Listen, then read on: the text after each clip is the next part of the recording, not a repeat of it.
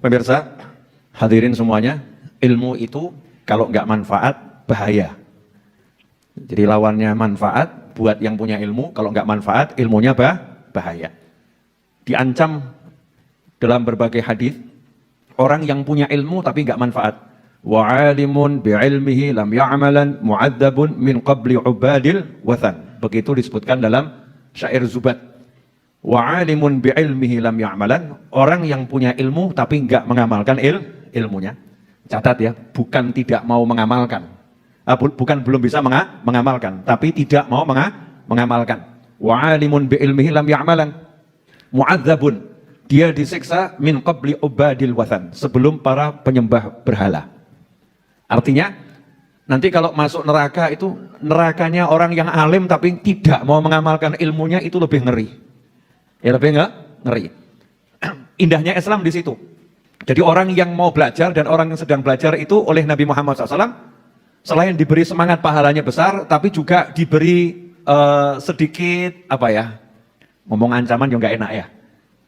Diberi apa namanya itu, peringatan ya. Diberi peringatan agar ilmunya diamalkan. Kalau tidak maka akan berbahaya bagimu dalam kehidupan akhirat, berbahaya. Karena itu syaratnya orang yang mau cari ilmu nomor satu, niat mengamalkan. Perkara belum bisa itu lain masalah. Contoh, dapat ilmu tentang sholat duha. Bagus atau nggak bagus? Bagus. Niat mengamalkan.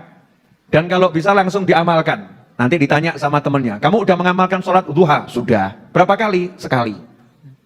Sudah, tapi baru sekali. Itu berarti mau mengamalkan, pengen mengamalkan, tetapi belum istiqomah. Tapi ada orang-orang yang memang nggak mau mengamalkan ilmunya. Naudzubillah min dzalik. Yang penting tenar. Saya dikenal punya ilmu. Ya, saya nggak perlu mengamalkan. Yang penting orang udah tahu saya punya ilmu, saya alim, saya pintar, bla bla bla bla bla bla. Tujuannya untuk menggunakan ketenarannya itu mencapai keuntungan dunia. Naudzubillah min dzalik. Yang begitu diancam akan disiksa dengan api neraka lebih dahulu sebelum para penyembah berhala. Nah, ikhwani rahimakumullah, sebelum kita melanjutkan hadis ini, karena hadis tentang Islam, iman dan ihsan, ini hadis yang sangat penting ya dalam keimanan, dalam ilmu tauhid, maka saya mengajak semuanya untuk pasang niat baik-baik bahwasanya kita betul-betul pengen belajar dan pengen mengamalkan ilmunya sehingga nanti dapat ilmu lagi dari Allah Subhanahu wa taala. Sebab dikatakan siapa mengamalkan ilmunya akan diberi ilmu yang belum diketahui. Itu asyik tuh ya. Siapa mengamalkan ilmunya akan dikasih oleh Allah Ta'ala tambahan ilmu yang dia belum tahu. Allah yang akan menambahkan. Caranya bagaimana? Macam-macam. Caranya ada tiba-tiba datang orang lewat nyetuk sesuatu jadi ilmu. Caranya tiba-tiba datang satu orang ulama, kita lagi duduk di sampingnya, ulamanya ngomong suatu ilmu yang kita belum tahu. Caranya tiba-tiba kita jalan kejeduk, ngerti-ngerti pinter. Bisa atau nggak bisa? Bisa. Jadi jenengan mau kejeduk dulu? Udah. Ya, jangan kejeduk dulu. Intinya niat cari ilmu untuk memberi manfaat, bukan untuk sombong, bukan untuk pamer, bukan untuk merendahkan orang, bukan untuk menghinakan orang dan lain sebagainya. Niatnya untuk memberi manfaat. Nah, pada kesempatan yang lalu sudah dibahas bahwasanya yang datang bertemu Nabi Muhammad SAW dan nanya apa itu Islam, atau apa itu iman, apa itu ihsan, bahkan nanya tentang ciri-ciri kiamat, tanda-tanda kiamat, ternyata malaikat. Ternyata malaikat. Nah, sekarang kita akan bahas soal jawabnya itu apa, nanyanya apa. Ternyata pertanyaan yang pertama adalah, sebelum pertanyaan ya. Wala ya'rifu minna ahadun hatta jalasa ila Nabi sallallahu alaihi wasallam fa asnada rukbatayhi ila rukbatayhi wa wada'a kaffayhi ala fakhidhayhi wa qala. Dia duduk mendekat dengan Nabi Muhammad SAW, kemudian meletakkan tangannya di pahanya, terus nanya. Ini salah satu adabnya orang cari ilmu. Orang kalau cari ilmu itu berusaha dekat dengan gurunya. Jangan pengen duduk yang jauh, pengen dekat. Tapi jangan ngesuk. Nah, ini ada kebiasaan kita ini kalau cari ilmu, udah deket, ngesuk. Ngesuk itu bahasa Indonesianya apa? Hah? Ngesuk, angel ya? Ada yang tahu bahasa Indonesianya ngesuk? Mendorong bukan mendorong kan ngesuk itu, bukan. Apa? Merapat, mendesak lain. Merapat tapi agak ngeyel gitu ya. Bukan merapat, kalau merapat kan bagus, ayo merapat itu bagus. Kalau ngesuk itu maksa. Nah, maksa walaupun tempatnya udah rapet dia maksa. Makanya di antara hikmahnya COVID-19 adalah jaga jarak seperti ini. Ya, jaga jarak. Sehingga tidak su-suan, ya, tidak su-suan. Meskipun dalam su-suan itu rahmat. Dalam su-suan itu rahmat. Tetapi kita ambil hikmahnya. Salah satu hikmahnya adalah duduknya bisa rapi, duduknya bisa cantik, duduknya bisa bagus, semuanya nyaman. Betul. Bahkan sekarang ini kalau ada yang ngantuk, itu tidurnya lebih enak. Karena tinggal berbaring masih ada tempat. Benar kan ya? Kalau kemarin dulu disok kanan, disok kiri, disok depan, disok belakang. Ini buat yang mungkin nggak paham bahasa Jawa, disok adalah didesak. Ya. Disok itu didesak. Ngesok, ya, lain lagi, bukan mendesak ya, bukan mendesak. Wallahu a'lam biskarepmu. Yang penting kita belajar nyantai ya, belajarnya nyantai. Duduk di hadapan Nabi Muhammad SAW. Pentingnya apa? Tidak boleh orang itu salah dengar dari guru. Ngeri loh. Disinformasi, salah menerima informasi, gara-gara telinganya jauh dari gurunya. Gurunya ngomong A, dia dengarnya B. Gurunya ngomong C, dia dengarnya Z. Bahaya. Makanya kita harus pinter-pinter menyaring informasi. Informasinya kira-kira valid atau tidak valid, betul atau tidak betul. Maka dalam belajar, sikap nomor satu adalah selain pakaiannya rapi, selain harum aromanya, selain indah dilihatnya, maka orang yang mau belajar tadi harus dekat dengan gurunya. Dekat dengan gurunya. Tujuannya apa? Ucapannya bisa didengar dengan jelas. Kemudian raut wajahnya itu ketika berbicara kelihatan jelas. Kadang-kadang itu guru ngomongnya keras, tapi raut wajahnya senyum. Lah muridnya duduknya di belakang. Gak lihat raut wajah gurunya. Begitu pulang ditanya sama temennya, tadi pengajiannya bagaimana? Ustadznya ngamuk-ngamuk. Ustadznya marah. Padahal ustadznya lagi bersuara keras, ya, menekankan beberapa kalimat biar jelas. Mimik wajahnya penuh senyum. Dikenal oleh yang dengar tanpa lihat wajahnya, ustadznya marah. Salah informasi yang diterima. Karena itu penting untuk melihat wajah, mendengar ucapan sehingga hati bisa bersatu. Ini cara belajar ahlus sunnah wal jamaah. Ini cara belajarnya para wali. Ini cara belajarnya orang-orang soleh. Orang-orang soleh itu kalau belajar bukan sekedar dari hati ke hati, tapi dari wajah ke wajah. Karena kalau wajah saling memandang, nanti hati juga akan saling memandang. Karena itu kalau kita lihat sejarahnya sahabat radhiyallahu taala anhum ajmain, tidak ada sahabat itu yang di hadapan Nabi Muhammad SAW merasa dirinya tidak dilihat Rasulullah. Semua merasa saya yang paling dilihat Nabi Muhammad SAW. Rasulullah ngeliatin saya toh, nggak lihat yang lain. Sampai seperti itu loh. Saking Nabi melihat sahabat, sahabat lihat Nabi Muhammad Shallallahu Alaihi Wasallam. Nah ini penting, berarti melihat itu penting. Karena itu kalau di pengajian jangan merem. Biar khusuk, Bib, saya merem. Turu. Lama-lama ketiduran ya. Lihat gurumu, ya lihat yang ngajar, itu penting. Terutama khutbah Jumat. Nah, khutbah Jumat ini kalau nggak lihat khotibnya, masya Allah. Anginnya seperti sekarang semilir, jamnya jam kailulah ya. Kan jam tidur sejenak, jam ngantuk, kemudian ya belum sempat makan siang, lapar, dengar khotib. Itu mesti kita ini, yang masih banyak setannya kita ini, Allahumma khotibnya jodoh-jodoh. Ya Allah, mudah-mudahan khotibnya nggak panjang. Khotibnya cepat rampung. Makanya saya punya teman di daerah, mana itu ya? Itu loh, Belitung. Daerah Bangka Belitung sana tuh yang harus nyebrang laut itu ya. Beliau mengatakan masjid saya ini kalau Jumat rame, Bib. Insya Allah salah satu masjid terame di sini. Saya nanya, kok bisa kamu Jumatan masjid yang terame? Gimana resepnya? Gampang, Bib. Sholat Jumat di sini sholat Jumat tersingkat. Masya Allah. Sholat Jumat tersingkat bagaimana? Khotib itu hanya baca rukun sama satu hadis selesai. Bisa ditiru itu ya. Ya, baca rukun ya sama satu hadis selesai. Akhirnya masjidnya laris. Masjidnya laris bagaimana? Kalau pengen cepet ya, ya ke masjid itu selesai. Khotibnya singkat, sholat Jumatnya juga yang dibaca rokaat-rokaat itu sholatnya yang pendek. Sehingga jamaahnya senang. Kata ustadznya, yang penting jamaahnya senang dulu, biar semangat ke masjid. Sehingga masjidnya makmur. Ya masjidnya makmur. Ya inilah cara takmir masjid ya macam-macam. Yang penting niatnya makmur kan masjid bagus. Ikhwani rahimakumullah. Jadi kalau kita mau belajar, lihat kemana? Lihat guru. Nah ini kebanyakan juga zaman now, orang belajar gak lihat gurunya, lihat handphone. Sambil cek gitu ya. Ada WA masuk enggak ya? Oh ya. Ada WA masuk enggak ya? lihat handphone, nggak lihat guru. Bagaimana ilmu akan masuk kalau kita banyak tingkah? Jadi banyak bergerak. Dari memandang guru menyebabkan ilmu susah masuk. Saya kasih permisalan boleh? Sateis nih. Ya. Tidak apa-apa nih, buat contoh sateis. Maaf ya, saya cuma duduk yang bagus. Ya ini dibuka dulu, karena kalau nggak dibuka nggak bisa ngasih contoh. Udah? Sekarang saya mau ngasih kamu minum. Tapi kepalamu gerak-gerak ya, kanan kiri, kanan kiri. Paham? Ayo coba. Loh, kamu gerak-gerak. Gini, coba. Ya. Nah, jangan diambil. Saya mau ngasih minum, coba kamu gerak-gerak kepalanya. Loh, enggak jadi Ustaz. Ya, udah ini hadiah buat kamu. Ya, betul balik sana. Rugi aku. Modal obah-obah banyu sak gelas, Masya Allah. Namanya rezeki itu ya. Wallahu a'lam. Paham maksud saya enggak tadi?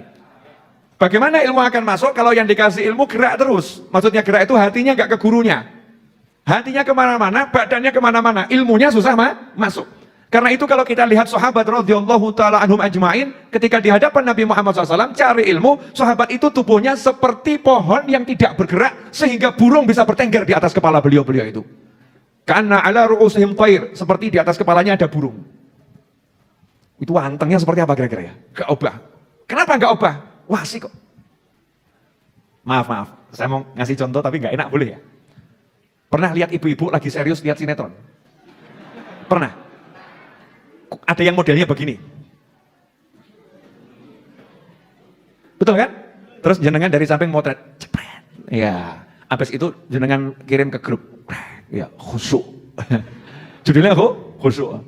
Setelah rampung sinetronnya, buka WA, baca grup. Lu, siapa ini candid saya ini dia? Ini bukan saya, itu kamu tadi lagi domblong nonton sinetron. Karena asyik lihat yang ditonton, nggak bergerak. Kadang ada yang sambil gigit jari. Nonton wong ganteng nih. Nggak bergerak. Nah kenapa kita tidak menjadikan diri kita seperti itu ketika lagi menanti karunia Allah Subhanahu wa taala. Jadi orang cari ilmu itu mandek, itu nyawang guru sambil ngenteni. Saya nunggu dapat ilmu dari Allah taala. Terus itu. Asyiknya seperti itu pemandangannya sahabat radhiyallahu taala anhum ajmain. Sehingga ya hatinya bleng dapat ilmu. Ya dapat ilmu. Sehingga ada yang sholat Allahu Akbar sampai Allahu liman hamidah ngarang zikir. Dalam sholat ada sahabat ngarang zikir yang nggak diajari Nabi Muhammad SAW, ngarang sendiri. Yang ngarang sendiri, zikir kan boleh-boleh saja. Selesai sholat Nabi nanya sama muridnya tadi nih. Murid beliau SAW, siapa tadi yang sholat baca doa seperti ini? Oh, guru yang ngerti ya. Yang baca doa seperti ini. Sahabatnya pada diem. Maka nanya tadi. Yang baca doa tadi nanya, ya Rasulullah, emang ada apa? Ya deg-degan ya, keliru bener ya. Khawatir ini. Ada apa wahai Nabi Muhammad SAW? Tadi saya melihat lebih dari 30 malaikat berebutan mau bawa doa yang dibaca tadi ke langit, mau dilaporkan Allah Subhanahu wa taala, saking hebatnya itu. Jadi malah aku biar saya yang bawa karena ini barang bagus gitu ya. Mau ditunjukkan pada Allah Subhanahu wa taala, sementara Allah Maha mengetahui dan Allah yang mengilhamkan. Tapi malaikat pengen dapat poin, pengen naik pangkat, pengen semakin dicintai oleh Allah Subhanahu wa taala. Maka sahabat tadi baru ngomong, saya wahai Nabi Muhammad SAW. Nah itu gara-gara apa? Gara-gara khusyuk di hadapan Nabi Muhammad SAW. Diilhami hatinya oleh Allah Subhanahu wa ta'ala. Nah sementara kita ini, saya dulu waktu merguru, boleh saya cerita dikit? Waktu saya merguru itu di depan guru saya itu saya kalau duduk, mau ganti posisi walaupun gering-geringen gak wani aku. Jadi misal duduknya silo begini ya, ini kaki kesemutan dan rahang saya udah capek mesem. Kesel. Oh latihan loh. Masa depan guru gak mesem ya? Dengarkan sama mesem, udah capek mesem, kaki udah kesemutan. Itu saya mau ganti posisi gak berani. Kenapa? Ta'zim, saya hargai guru saya, gak wani obah aku. Tapi kita ini santri zaman now, Masya Allah, depan gurunya pencilaan. Satu begini, satu pindah begini, satu begini ya. Boleh saja, bukan gak boleh, boleh saja. Tetapi nanti kita dapatnya ya pencilaan. Paham ya? Dapatnya nanti ilmunya ya sesuai dengan kesungguhan kita. Semakin kita sungguh-sungguh dalam mencari, maka kita semakin besar dalam mendapatkan. Semakin sungguh-sungguh carinya, semakin besar kita dapatnya. Dan malaikat mencontohkan langsung di hadapan Nabi Muhammad SAW. Nanya, melihat Rasulullah, enggak ubah. Mal Islam. Apa itu Islam? Ya, pertanyaan pertama seperti itu. Apa itu Islam? Maka dijawab oleh Nabi Muhammad SAW, anta syahada an la ilaha illallah wa anna Muhammadar Rasulullah wa tuqimas shalah wa tu'tiyaz zakah wa tasuma Ramadan wa tahujjal baita in istata'ta ilaihi sabila. Rukun Islam. Apa itu Islam? Dijawab dengan menyebutkan rukun Islam. Nomor 1, mengucapkan 2 kalimat syahadat. Insyaallah malam ini kalau saya nggak salah info dan tidak ditunda, dengar-dengar ada tamu di kelompok ibu-ibu ini yang mau syahadat. Mas Suroto tolong yang mau syahadat kalau memang jadi siapkan mic-nya di atas ya. Nanti insya Allah kita akan tuntun, insya Allah. Kemudian juga mudah-mudahan yang nonton tayangan ini dimanapun berada, mudah-mudahan gitu ya, insya Allah banyak yang dapat hidayah, amin. Ucapkan 2 kalimat syahadat.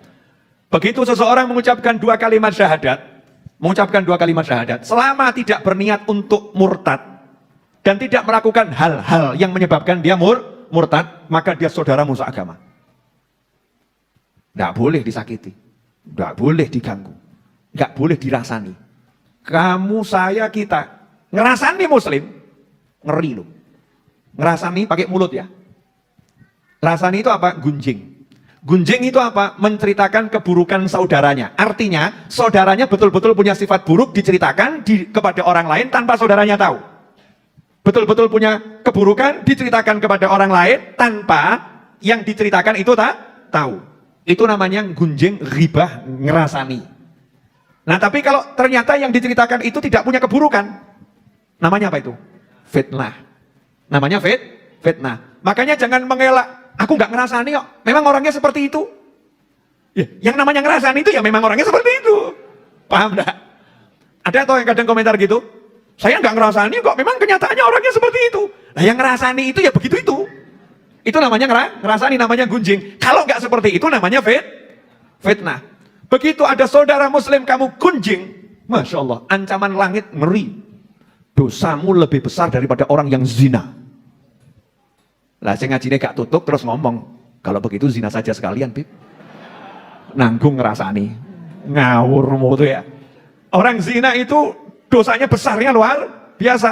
Dan kalau dalam negara yang sudah menerapkan syariat Islam setelah melalui proses macam-macam, maka hukumannya ada 2 jenis. Satu bagi yang sudah menikah, satu yang belum menikah. Yang sudah menikah harus menjalani hukuman mati dengan cara dirajam. Ingat loh ya, ini di negara yang telah menerapkan hukum Islam. Dan ada sidangnya, gak ujuk-ujuk. Kamu pergi ke tempat, lihat orang, dengar ada orang zina, terus bawa rajam, ngawur kamu. Ini melanggar syariat Islam, itu tidak menjalankan syariat Islam. Syariat Islam itu harus ada saksi, harus ada bukti, proses hukum berjalan, berlaku, dan seterusnya. Dan seterusnya hakim memutuskan, ditentukan tanggal, dan lain sebagainya. Gak ujuk-ujuk, ya tidak serta-merta. Makanya kalau belajar yang tuntas, dengar ada hadits yang menjelaskan, kalau orang mencuri itu dipotong tangan. Masya Allah, di kampungnya ada maling, diketok tangan nih. Ngawur kamu. Gak boleh dalam Islam seperti itu. Dalam Islam itu semua diputuskan di pengadilan, bukan di jalanan. Ya, di pengadilan, bukan di jalanan. Diputuskan fulan bersalah. Yang hukum siapa? Yang boleh hukum hanya petugas pengadilan. Gak boleh sembarang orang. Yang punya kuasa di negara, yang punya hukum, yang punya pengadilan, itu yang akan menghukum. Siapa yang merintahkan? Atas perintah pengadilan. Dan tidak sembarangan pencuri dikatakan boleh dipotong tangannya dalam hukum Islam. Syaratnya itu banyak. Nomor 1, dilihat dulu, yang punya rumah itu yang kemalingan barangnya ditaruh di mana. Kalau barangnya ditaruh di halaman yang bisa dilihat orang banyak, maka pasalnya gugur. Malingnya gak patek salah. Paham ya? Malingnya bersalah, tapi kesalahannya tidak terlampau berat. Kenapa? Diiming-iming kok. Makanya kalau istrimu dicuri orang itu ya jangan, ya orangnya ya salah gitu ya. Orangnya ya salah, tapi mungkin kitanya juga salah. Lo gak dikudungi, gak dijaga, dibiarkan keliling-keliling tanpa ditemani, ngalor ngidul lunga dewe. Ada enggak yang begitu? Banyak kaum pria nggak tersinggung ibu-ibu. Nah, terus istrinya dicuri orang, yang mencuri ya tetap dosa, jelek gitu ya. Tapi kan tidak terlampau kesalahannya, ya tidak terlampau. Kenapa begitu? Karena memang dia tidak menjaga dirinya. Sampai di sini jelas? Kok ngalor ngidul tekan kono bahasa apa ki mau? Syahadat. Mengucapkan 2 kalimat syahadat. Begitu orang mengucapkan 2 kalimat syahadat itu mahal. Tidak bisa kekal di neraka. Keren.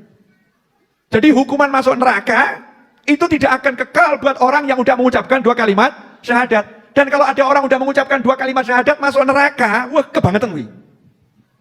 Maksudnya kebangetan bagaimana? Ini rahasia dibongkar kan repot nanti ya. Karena kalau udah orang mengucapkan 2 kalimat syahadat, punya miftahul jannah, punya kuncinya surga. Kalau dia menjalankan sholat, menjalankan puasa, menjalankan zakat, menjalankan haji, bagi yang mampu, selesai, surga. Enak tuh. Loh Beb, kalau dia punya dosa, ya istighfar. Dosanya akeh, ya tobat. Kakean Beb, nah, Tuhannya Allah kok, bukan kamu. Nah, kalau Tuhannya kamu ya repot.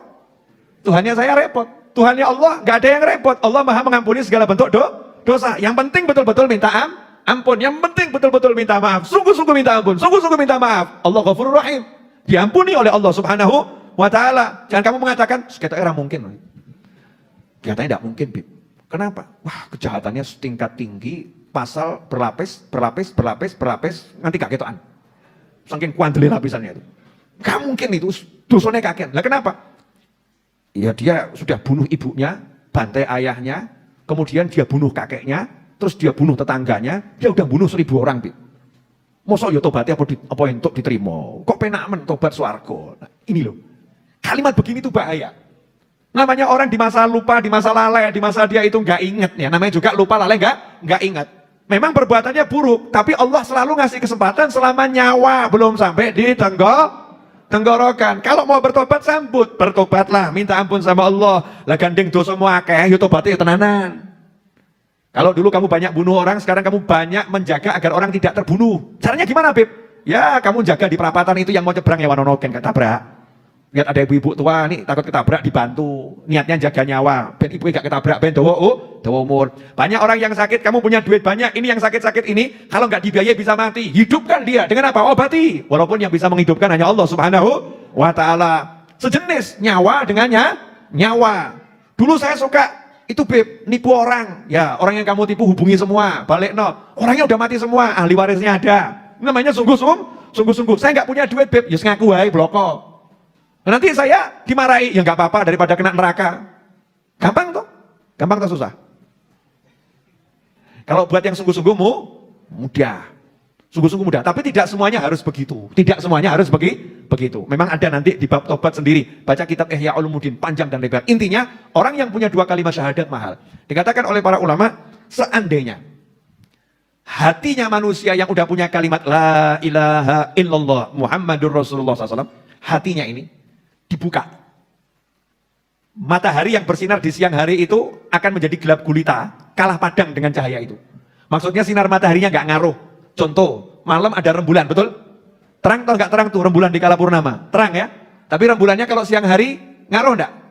Nggak ngaruh. Kalah sama siapa? Kalah sama matahari. Dikatakan sinarnya matahari yang terang itu sama hatinya seseorang yang ada 2 kalimat syahadat dan orang itu ahli maksiat. Masih bersinarnya itu lebih kuat orang yang punya 2 kalimat syahadat. Di sini ada pesan khusus, jangan pernah ngelek-ngelek wong Islam. Paham? Walaupun kita ini kadang ya elek. Perangnya kita kadang buruk, jangan dijelek-jelekan, jangan dihina, jangan kamu gunjing, jangan kamu sakiti, jangan. Tugasmu apa? Nasihati. Ngapain lagi? Mintakan ampun. Ngapain lagi? Mendoakan. Tapi kan orangnya harus dibenarkan. Iya, dan niki ono corone. Gak asal-asalan. Contoh, saya mau nanya sama yang punya motor di sini. Sebab yang punya motor angkat tangan. Aku yang duwe, angkat tangan. Yang punya motor, Ustaz Is? Oh iya, angkat tangan tuh. Edwin belum punya. Punya motor kan? Punya. Ini yang punya motor. Banmu gembos. Bocor alus. Perlu enggak ditambal? Perlu. Ternyata bannya bukan ban cubles. Bukan ban cubles. Bannya itu mesti pakai ban dalam. Maka harus dibuka. Lah gandeng nggak punya ilmunya buka ban dalam, kamu ambil geraji, ban luarnya mbok geraji. Ditanya sama orang-orang, kenapa ban luarnya digeraji? Arep nambal ban. Lo kenapa digeraji? Ban dalamnya bocor. Saya mau nanya, orang-orang itu kira-kira ngomong kamu ngapain? Betul kan? Orang ngono corone, tambalen bane, tokno bane, tapi bane aja mbok rusak. Jelas semuanya? Berarti penting nggak ini belajar cara menyampaikan ini? Penting, sangat penting. Nah makanya terhadap orang yang udah punya 2 kalimat syahadat, ojo mbok taati. Pertanyaan saya, tolong dijawab dengan jujur. Ini pertanyaan rodo angel. Ya, pertanyaan rodo angel. Kamu lebih cinta mana? Hati lagi bab hati lo ya. Ada orang meseman, tapi hatinya nggak ada syahadat. Sama ada orang nggak meseman, tapi hatinya ada syahadat. Cinta mana? Loh. Mas ini mesti jawab. Lah tapi gak meseman obi. Pripun? Dia meseman kok. Saya nggak ngomong tidak mencintai lo ya. Lebih cinta mana gitu loh. Maka kita harus punya cara menempatkan. Dia lebih saya cintai karena punya 2 kalimat syahadat. Kekurangannya kurang meseman, ayo tak dandani. Dia saya sukai karena meseman, tapi belum punya syahadat. Nah kekurangannya besar mana ini? Kekurangannya besar mana? Di situ nanti kamu bisa prioritas mana yang harus lebih saya dahulukan untuk dicintai. Walaupun yang lain juga dihormati. Paham ya? Nah ini nilai 2 kalimat syahadat. Maka jangan pernah ngelek-ngelek dulur muslim. Dulur yang lain aja nggak boleh dielek-elek. Betul ya? Siapapun orang yang nggak boleh dijelek-jelekan. Siapapun orang yang nggak boleh dihina. Siapapun orang yang nggak boleh direndah-rendahkan. Apalagi saudara muslim. Sampai di sini jelas? Alhamdulillah. Ini saya belum